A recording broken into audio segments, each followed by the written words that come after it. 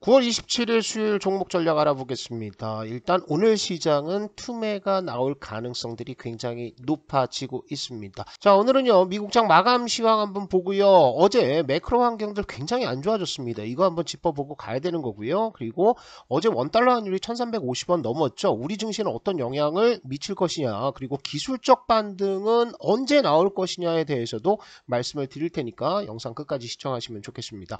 어제 미국장 좋지 못했습니다. 장 초반부터 시작해서 개파락 시작 이후에 원웨이로 하락했죠. 뭐 의미 있는 반등도 나오지 않았습니다. 나스닥도 1.57% 급락을 했고요.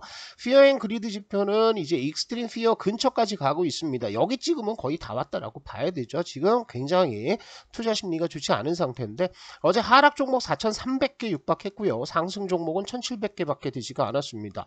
주요 종목들 보시면은 이렇게 금융주들 빠지죠. 고금리 환경이 이어진다라고 한다면 금융주에는 부담이 되는 거고요. 자동차 업종에서는 테슬라, 제너럴모터스, 포드 전부 다 하락을 했습니다. 미국에서는 지금 자동차 업종에 있어서 파업이 진행이 되고 있는데 자동차 공장을 가지고 있고 많은 사람들을 고용하고 있는 이런 생산기지를 가진 업체들은 빠졌습니다. 반면에 생산기지가 크지 않은 이런 업체들은 상승하는 모습을 보였고요. 이게 뭐 의미 있는 것들은 아닙니다. 지금 시장에 돈이 갈 데가 없으니까 이쪽으로 들어가는 거고, 빅테크들이 일제 급락세를 보였습니다. 마이크로소프트, 그리고 애플, 아마존, 그리고 구글까지도 급락하는 모습을 보였고요. 반도체 쪽은 상대적으로는 괜찮습니다만 그래도 좋지는 않아요. 필라델피아 반도체 지수 1.77% 빠졌고요. 엔비디아가 장중에는 뭐 플러스 전환도 하고 했었는데 그래도 밀렸어요. 밀렸고, 마이크론 테크놀로지는 오늘 밤에 실적 발표가 있습니다. 실적 발표를 앞두고 이렇게 조금 버티는 모습을 보여줬는데 적극적인 흐름들이 나올 수 없는 환경들은 이겁니다. 매크로 지표가 계속해서 악화가 되고 있어요. 달러 인덱스가 어제 106선 근처까지 올라갔습니다. 좋지 않죠. 이렇게 올라간 것은 10년물 국채금리가 어제는 4.5% 장중에 빠졌다가 이게 미국장 시작하면서 다시 튀었습니다. 계속 고점을 갱신하는 모습을 보여주니까 당연히 달러도 강세로 갈 수밖에 없는 거고요. WTI 유가도 어제는 88.5달러 밑으로 빠졌어요. 빠졌다가 다시 올라가는데 어제 여러 가지 보고서들이 나왔죠. 유가가 150불까지 올라갈 수 있다라는 얘기가 나오면서 유가도 상승 흐름들이 좀 나왔습니다. 그럼 유가 급등의 주장들은 셰일 오일 업체들에서 시작돼서 나왔었는데요. 보조금을 좀 더 달라는 거죠. 그러면서 이런 식으로 가면 유가가 150달러 간다. 그러니까 셰일 오일 채취에 있어서 보조금을 더 달라. 이런 내용들이 나오면서 유가 상승에 좀 불을 지르는 모습인데, 유가가 여기서 더 튄다라고 했을 때 또 100달러 이상의 전망들이 나오고 있는데 이렇게 100달러 이상 가면은 산유국에 있어서도 좋은 것들은 아닙니다. 그렇기 때문에 어느 정도에서 브레이크가 걸리는지 보셔야 될 것 같고요. 풋 배팅이 늘고 있습니다. 빅스 지표라는 것은 시장의 하방, 풋 포지션을 얼마나 늘리느냐 이거죠. 그래서 헤지펀드들이 이렇게 하방 포지션들을 늘리고 있는 상태인데 어제 나왔던 경기 지표들을 한번 보시면은 예상 외로 주택 관련 지표들이 좀 악화가 됐습니다. 주택 가격 지수가 올랐습니다. 주택 가격이 빠져야지 주택 시장의 둔화로 인해서 인플레이션이 떨어지지 않을까, 이런 기대감들을 하고 있었는데 MOM으로도 올랐고요. YOY로도 올라가면서 주택 가격이 이렇게 되고 있죠. 내려오다가 지금 이렇게 반전하고 있는 흐름들이에요. 그러니까 유가도 상승하고 이렇게 집값도 상승한다. 인플레이션 공포가 나오고 기준금리 추가 인상에 대한 우려들이 나오고 있는 거죠. 자, 컨퍼런스 보드에서 발표하는 소비자 신뢰지수는 이렇게 하락하면서 예상치를 하회했고요. 그러니까 경기 둔화 시그널도 조금 있다라는 거예요. 신규 주택 판매 건수를 보시면은 크게 줄었습니다. 이렇게 73만 9천 건에서 67만 5천 건으로 줄었는데 여기에는 여러 가지 이유들이 있죠. 1월부터 8월 달까지 주택 공급이 신규 착공이나 아니면은 건축 허가 건수 이런 것들을 보면 많이 줄었거든요. 그런데 지금 모기지 금리를 보시면은요, 모기지 금리가 상당히 많이 올라와 있습니다. 그러니까 이전에 집을 가지고 있는 사람들이 모기지 금리를 몇 프로대, 0%대 내지는 1%대 아니면 2%대에서 받았는데 지금 모기지 금리가 6%에서 8% 왔다 갔다 하잖아요. 그러니까 새로운 집으로 이동하기 위해서는 이렇게 높은 금리의 모기지로 갈아타야 된다. 그러면 에이 몇 년 더 살지 라고 생각하면서 기존 주택의 판매도 별로 나오지 않으면서 주택 판매도 상당히 침체되는 모습을 보이고 있죠. 어제 헤드라인들 좀 보시면은요. 자, 뉴욕 증시 1% 넘게 하락했는데 아마존이 FTC에 소송을 당했습니다. 있습니다. 갑질했다라는 거예요. 아마존이 물건을 팔 때 물류에 있어서는 뭐 자회사를 이용하라 뭐 이런 식의 어떤 갑질 비슷한 계약 조항들 때문에 조사를 하겠다라는 얘기가 나오면서 4% 폭락을 했고요. 닐 카시카리 미네아폴리스 연방준비은행 총재는 FED 연준이 한 번 넘게 금리 인상 확률이 40%다. 그러니까 매파적인 발언을 계속해서 이어가고 있는 상태입니다. 그리고 제이미 다이먼 JP 모건 회장은 기존 금리가 7% 갈 수 있다라는 얘기를 했어요. 최악의 시나리오로 전제 조건을 잡으면서 얘기한 건데 7%다 이런 숫자만 봐도 굉장히 시장이 지금 질리는 모습을 보여주고 있습니다. 자, 그리고요 골드만삭스에서는 헤지펀드들이 3주 연속 매도 포지션을 크게 늘렸다라는 얘기 나오고 있는데 이 때문에 빅스 지표도 급등을 하고 있는 거고요. S&P 500의 푸 포지션들이 상당히 많이 늘어났습니다.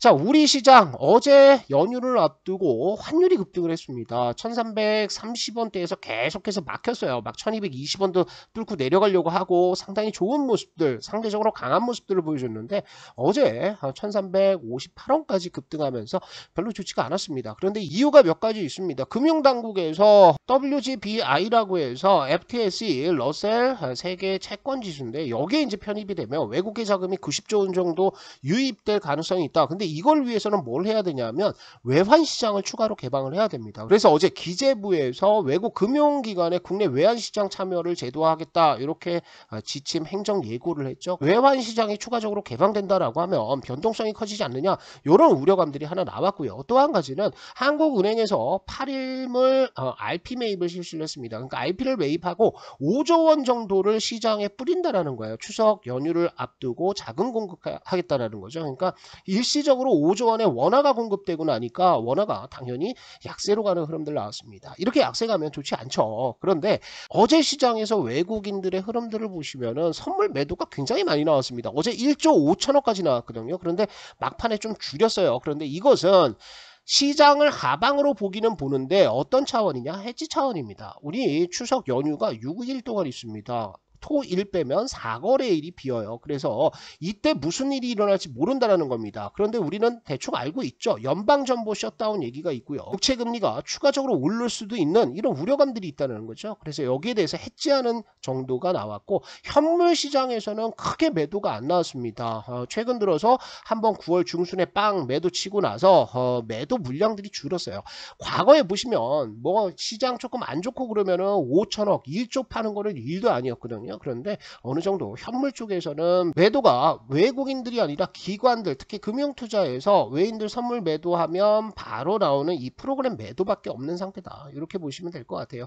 그런데 이제 중요한 것은 우리 시장에 대해서 한국 관련 ETF, EWI도 이렇게 3% 넘게 빠지는 것처럼 외국인들의 시각에서는 오늘 시장에서 좀 해지를 더 걸 수도 있습니다. 또 한 가지 우려되는 것은 한계 계좌들이 많이 보여요. 어제 장중에 보셨는지 모르겠지만 일부 종목에 있어서는 갑자기 하방 VI가 터지는 애들이 있었습니다. 한 2시 정도 전후해 가지고 하방 VI가 터지면서 아랫꼬리 빡 달고 나서 그 다음에 다시 아랫꼬리 달고 이렇게 올라오는 애들이 있었어요. 이런 것들은 지금 시장에서 주식담보대출 계좌에서 일부 반대 매매가 나가고 있는 거고요.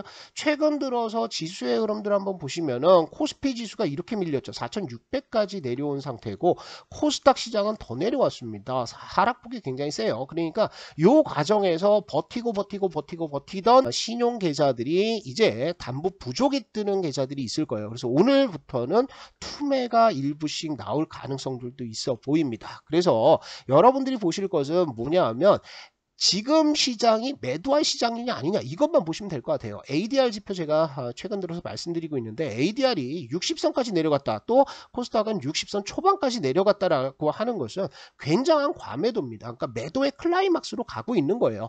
과거에 기술적 반등이 나오는 시점들을 보시면 요 까만색 선이 ADR 지표고요. 그 다음에 요 차트는 코스피 시장이 되겠습니다. 요거 비교를 한번 해보시면 60선 근처에 ADR 지표가 내려온다. 그러면 거기에서는 기술적 반등들이 일주일이나 2주 이렇게 터지는 날들도 있었습니다. 그죠? 그래서 여기까지 내려온 상태다. 그래서 지금은 매도보다는 추가적으로 좀 빠진다고 하더라도 올라올 수 있는 구간들로 들어가고 있는 거예요. 그러니까 지금 매도하는 건 바보라는 겁니다. RSI 지표도 역시나 지금 완전 침체권으로 들어가고 있어서 8월 달에 집중적으로 내려왔던 이 하락 추세는 이제 거의 막바지로 들어가고 있는 상태다. 그래서 제가 오늘 우리 시청자 여러분들한테 말씀드리고 싶은 것은 오늘은요 자기 자신에게 좋은 말을 좀 해주십시오. 제가 어제부터 시작해서 계속 이런 말씀을 드리는데 왜 그러냐 하면 주식은요 내려가면 다시 올라옵니다. 결국에는 올라올 거예요. 조만간 올라옵니다. 그런데 이 올라오는 과정을 만드는 요 구간이 너무나 고통스럽다라는 거죠. 그렇기 때문에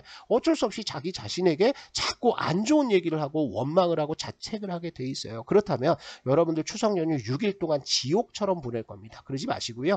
올라올 거다. 결국에는 나는 성공할 거다 라고 하면서 자기 자신에게 토닥토닥 좋은 말을 해주면서 오늘을 버텨주시기를 부탁을 드리겠습니다. 자, 오늘 금일 대응 전략을 보면요. 매도의 클라이막스 터질 수 있는 시점이에요. 그리고 어제 코스피는 극심한 과매도 상태에 진입을 했습니다. 이렇다면 한 1거래일에서 한 4, 5거래일 안에는 다시 강력한 매수가 들어오면서 들어 올리는 흐름들이 나올 수 있으니까 코스피 먼저 돌아서는 거 한번 보도록 하고요. 어제처럼 코스닥에 개인들의 물타기가 들어오면 좋지 않습니다. 무슨 얘기냐? 개인들의 순매수 동향이 이렇게 계속 올라가다가 오후 2시 반, 3시 이렇게 되면서 확 떨어지면서 손절하는 거예요. 그럼 이거는 뭘 뜻하냐 하면 장중 반등이 나올까 싶어가지고 계속 매수하다가 장 막판에 안 되겠다 싶어가지고 미수까지 정리하는 이런 흐름들이거든요. 완전한 포기가 나오지 않았다. 그런 흐름들이 나오면 안 된다. 그래서 오늘 아침에 아예 반대 매매 나오고 개인들 대규모 매도가 나오는 것이 제일 깔끔하다라고 보시면 될 것 같고 추석 연휴에는요 미국 정부 셧다운 될 수도 있어요. 그런데 우리는 연휴죠. 오히려 다행입니다. 우리 연휴 기간 동안 미국의 이 셧다운도 어느 정도 가닥이 잡힐 수 있습니다. 예산안 합의 과정에 들어갈 수도 있으니까 요거 기대를 하시고요. 현금 10% 그냥 가지고 계세요. 그리고 하락의 정점이 터지고 있기 때문에 지금 기법보다 신법이 중요하다. 이렇게 정리를 좀 하시면 좋을 것 같습니다. 자, 오늘 추천 종목은 제가 올려놨습니다. 그런데 시간상 추천주 관련해서 말씀드리지는 않고요. 여기 강한주식연구소 들어오셔가지고 이 종목들 시장이 안 좋으니까 얘네가 시장 안 좋은데 바로 급등하겠습니까? 아니에요. 얘네는 눌림목에서 드립니다. 눌림목이라는 것은 급등한 이후에 찔찔 빠지면서 여러분들한테 충분한 매수 기회를 주는 이런 종목들을 드리고 있어요. 그래서 눌림목 잡아서 반등 시 수익 실현 관점으로 접근을 하시면 좋을 것 같고요. 강한주식연구소는 여러분들 시청자분들을 위해서 만든 어플입니다. 무료 어플이고요. 설치하시는 방법은 제가 영상의 설명란 그리고 첫 번째 댓글에다가 고정 댓글로 링크 올려놨으니까 초보 투자자 분들이라면 반드시 요거 설치하셔가지고 도움을 받으시기를 부탁을 드리겠습니다.